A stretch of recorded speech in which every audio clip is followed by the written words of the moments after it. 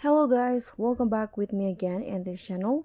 On today's tutorial, I'm going to show you how you can use the caption templates in CapCut Mobile to create awesome captions like those trending influencers. So what you need to do is add a video with conversation or narration on it like this.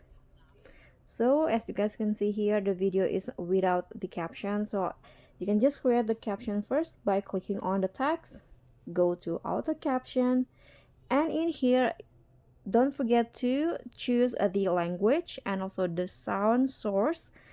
So I'm going to select from videos, and here you can find the captions templates. So just browse through in here. You can just select the uh, caption templates that you want to use. For example, I'm going to just use this brown, the quick brown fox here. So just I'm going to just use the yellow one, and after that just click on generate and wait for CapCut to finish generating the captions. So this caption are now generated, and this will be the result.